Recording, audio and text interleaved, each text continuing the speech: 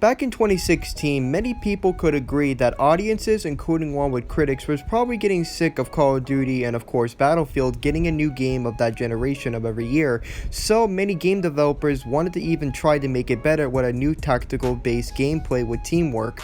And yes, we did manage to get only 3 games of that type, but only one game developer managed to bring that idea into reality and managed to make it more successful, and where the other 2 has flopped majorly down below. And we're going to be able to talk about that and also explaining a few new categories. Let's get into the video. Now, Battleborn wasn't necessarily a bad game. In fact, I would really appreciate it if most people can't compare it to Overwatch, how I heard that acclaim going around too much. Even if that was the case, what's wrong to actually try something that could make it even more better? But despite that, this game flopped majorly. And why, you might ask? Well, it has to be the boring of the example of the gameplay for perspective.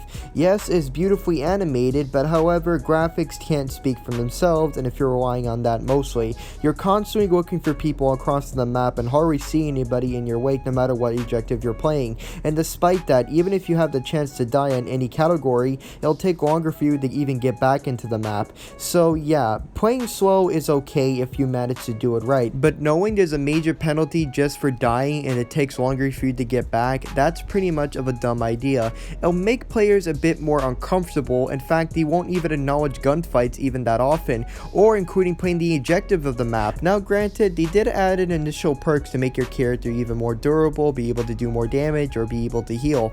That would be alright if it didn't even make the game even worse. Knowing that the player base knows you have every initial perk to your wake, it'll make them more uncomfortable because you'll be able to wreck them with just one shot. And yes, there'll be more camping and not even playing the objective even more easier. Now, Gearbox, who initially made the game, tried to fix it with crucial updates or even having a beta, but despite all their initial attempts, the game flopped majorly, and by 2017, the servers were shut down for good. Now, Lawbreakers is a very beloved game, but only for a certain amount of time back in E3. Yes, many players gave it good, glorious reviews, but despite that, it didn't manage to live up to its full potential. Anybody can respect that the man who made this game was responsible for the very successful Gears of War franchise. That is a very good developer. However, with a game like this, it's quite shocking to know how big it flopped. Now, unlike Lawbreakers, the reason this game died out so long is because the game was set to be released in 2016, but unfortunately it had to be held back until 2017 to handle a few glitches and including a lot of bugs.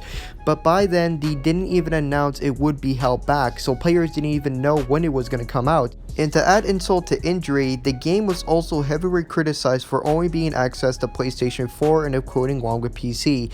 That is actually a pretty big downfall, and of course Overwatch had access to every console, so you can see the major drawback at that time. Some of the fans feel betrayed that Xbox built you who you are, and I'm like, right, yeah. Look, I get you have feelings, that's cool, but this is a fucking business. Yeah. And I have 65 people, many with families, who need to feed those families and keep the lights on. And how you think that worked out? Your company went out of business, 65 people lost their jobs, and all you could say is, it's a fucking business? Are you serious? That's not always the case. Whether you like it or not, it's the community that gets the stuff done. We buy your game, we buy the microtransactions, we support you on every step of the way no matter what update you bring.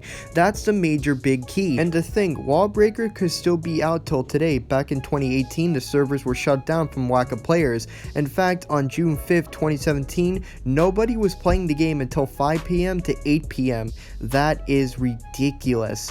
And to add insult to injury, the game was never coming back. And this all could have been avoided if he just made it access to Xbox One. Now, anybody can agree that these games could have been successful if they just have been handled carefully. And the reason I made this video is to give a warning to you guys out there who wants to make video games in the future. Learn from these developers' mistakes. And trust me when I say this, if you manage to trust with your gut, knowing what the fans want and being careful with gameplay, trust me when I say this, your game could possibly become the new Overwatch.